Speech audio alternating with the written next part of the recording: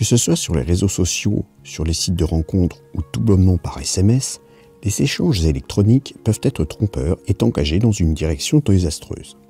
Cela vient généralement des autres, mais tu peux aussi parfois avoir de mauvais comportements.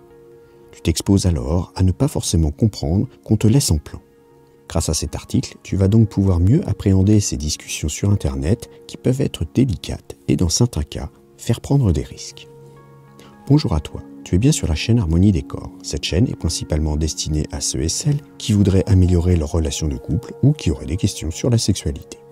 Je m'appelle Christophe, je suis thérapeute de couple et sexothérapeute et j'aide à travers le site harmoniedécor.fr, harmoniedécortoutattaché.fr, à travers des articles, des formations et des accompagnements, à en connaître davantage sur la sexualité et à améliorer ses relations de couple.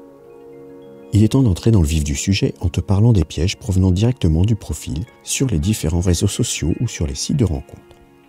La plus grosse problématique des échanges électroniques, surtout lorsqu'ils sont réalisés sur Internet, c'est qu'il n'est pas toujours aisé de savoir qui est véritablement derrière le clavier. En effet, il est très facile aujourd'hui de créer des comptes divers. La plupart du temps, il ne faut qu'une adresse email différente pour pouvoir faire cela. Or, générer une nouvelle adresse email est d'une simplicité extrême et chacun est libre d'en produire autant qu'il le souhaite chez les multiples opérateurs proposant ce service. Google, Hotmail, Yahoo, etc. Ainsi, une même personne peut très bien se présenter sur plusieurs aspects au travers de plusieurs comptes. C'est vrai, cela flirte alors avec de la schizophrénie. En plus, il faut réussir à ne pas se mélanger avec tout cela. En réalité, la création d'un nouveau compte est surtout utile quand l'un d'entre eux est grillé. Il est donc très facile de se refaire une virginité sur les réseaux sociaux. Ensuite, il faut comprendre que l'apparence d'un profil peut être assurément très différente de ce qu'est réellement la personne qui la remplit. Beaucoup mentent en effet sur leur âge et sur leur aspect physique. Il suffit de voir le nombre de personnes qui passent toutes les photos sous les filtres Instagram ou autres pour comprendre que la vérité leur fait un peu peur. Il existe aussi des gens qui usurpent leur genre et d'autres qui s'inventent même une personnalité totalement fictive pour berner leur cible. C'est le cas notamment des brouteurs qui opèrent depuis l'Afrique dans le but de harponner des personnes en détresse sentimentale pour leur soutirer en fin de compte de l'argent.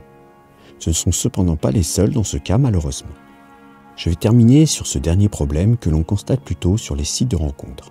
J'ai fréquemment dans mes consultations des personnes qui témoignent d'une perte totale de confiance en elles à la suite de rendez-vous qui se sont mal passés. C'est généralement le cas lorsqu'il y a des mensonges ou des non-dits de la part d'un contact. Souvent, c'est la situation maritale qui est cachée. Ainsi, lorsque l'une des deux parties en présence va imaginer entrer dans une relation longue durée, l'autre partie n'aura peut-être en tête qu'un simple coup d'un soir. Il est ainsi très facile de tomber dans des griffes d'une personne manipulatrice qui se servira de vous pour son propre plaisir sans se soucier de votre bien-être. La plus grosse problématique avec les échanges écrits, c'est que tu n'as pas accès au langage non-verbal de tes correspondants. Ces signes que notre corps laisse transparaître sont pourtant primordiaux pour bien comprendre ce qui est dit.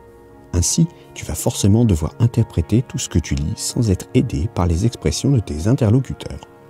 Cependant, ton interprétation va fortement dépendre de ton état d'esprit du moment.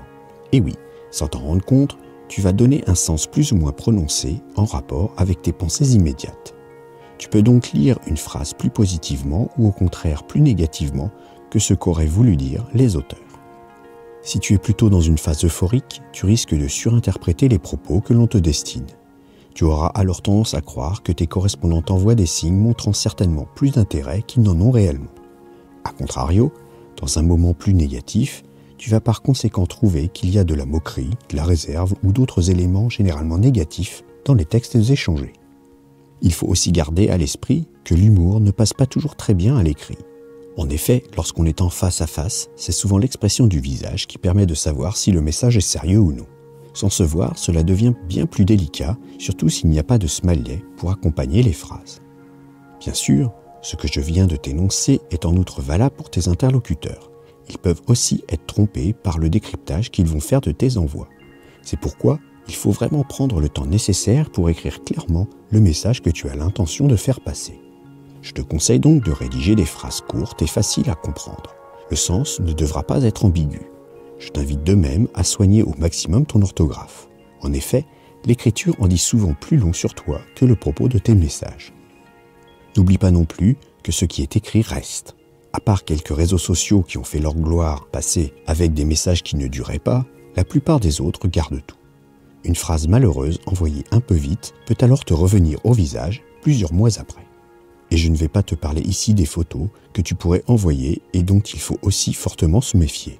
J'ai d'ailleurs fait une vidéo sur la bonne façon de transmettre des nudes. Je t'invite à la revoir en cliquant en haut à droite ou dans la description.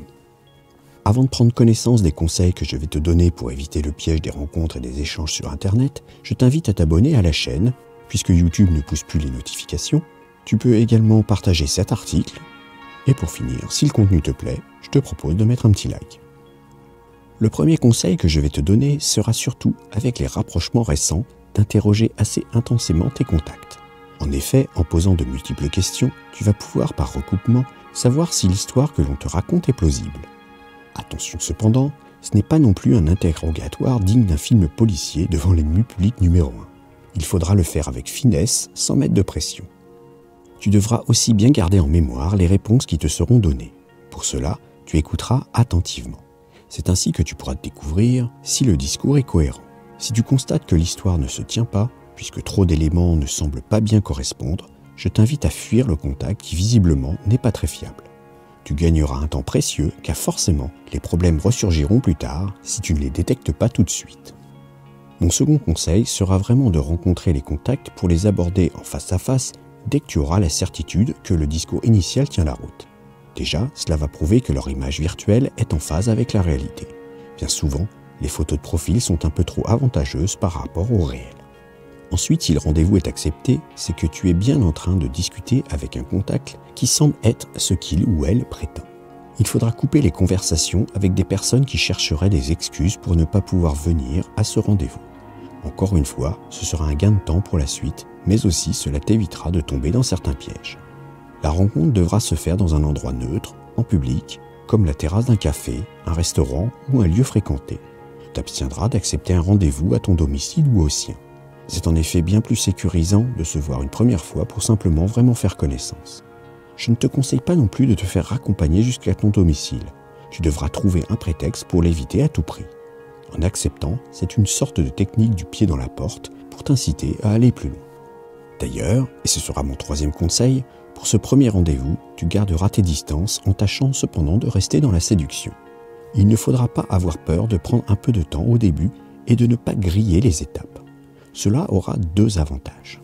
Le premier sera de t'assurer ainsi que tu n'es pas juste tombé sur une personne dont le but était simplement de coucher. Celui qui, dès le soleil levé, disparaît pour ne plus jamais te donner de nouvelles en te ghostant totalement. Je t'invite donc à multiplier les rendez-vous et à avancer petit à petit en découvrant l'autre au propre comme au figuré au fur et à mesure. Ainsi, si pendant cette phase de découverte quelque chose ne te convient pas, tu pourras faire marche arrière et décider que cette relation n'est pas à ton goût. Le second avantage, c'est que les débuts d'une liaison sont sûrement les instants les plus stimulants pour le cerveau. Alors, c'est vrai, cela peut être aussi un peu frustrant en n'allant pas assez vite. Cependant, il te faut garder en tête cette réalité. De la frustration naît le fantasme et le désir dans l'attente du prochain rendez-vous. Ces moments seront exaltants à vivre et chacun des deux partenaires fera un maximum d'efforts pour faire avancer la relation. Je t'invite donc à faire durer ces instants très intenses pour le plaisir de chacun. J'espère maintenant que tu te méfieras un peu plus des rencontres faites au premier lieu sur Internet. L'écrit seul peut être piégeux car il est toujours interprété. Il faut donc, après s'être assuré de la bonne foi de la personne en face, prendre rendez-vous rapidement et se rencontrer dans un lieu public afin de faire plus ample connaissance. Je te propose de me raconter dans les commentaires si tu as déjà eu une embrouille suite à une personne rencontrée sur Internet. Merci d'avoir écouté cette vidéo. Pour aller un peu plus loin et rejoindre le cercle des fins connaisseurs pour une sexualité épanouie, je te conseille de t'abonner à la newsletter. Tu retrouveras l'article complet, il te donnera plus de conseils et des astuces. Abonne-toi à la chaîne, active le petit pouce bleu, éventuellement ajoute un commentaire et à bientôt.